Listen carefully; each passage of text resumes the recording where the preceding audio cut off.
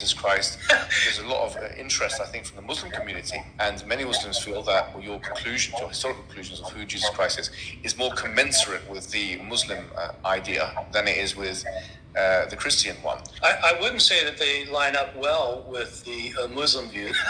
I really do think Jesus was crucified and that he really was dead and buried. I'm not interested in whether Jesus was the Son of God because I don't think there was a God. And so my understanding is that your conclusion is that Jesus Christ was a messianic prophet. I think he thought that he was a son of God in the sense that he was specially chosen by God. I think Jesus really did think he was going to be the Messiah, the future king of Israel. I mean, that is, after all, why they crucified him. I think that that's historically right.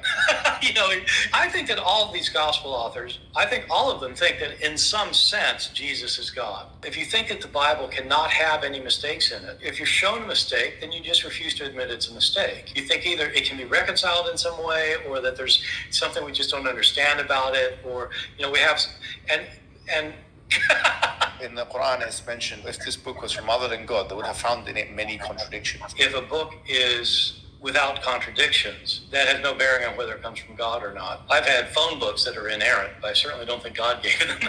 So, no, that is my view. It's a necessary condition for a book from God not to have contradictions. That's an assumption about what kind of book God could write. I know this is an important argument that apologists use for Islam. As somebody who is not either Christian or Muslim, it doesn't make sense to me for humans to say what God has to do.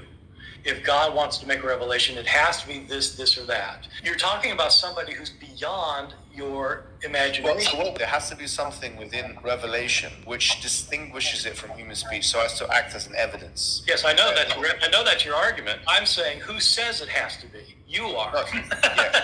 Exactly right.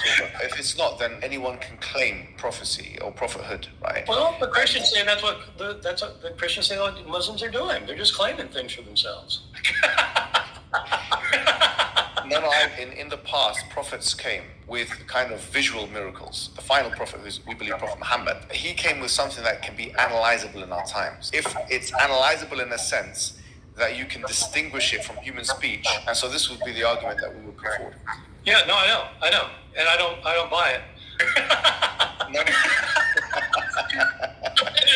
Suppose he did not call himself God. That would not mean he's not God. I don't call myself a pain in the neck, but doesn't mean I'm a pain in the neck. And I don't buy it.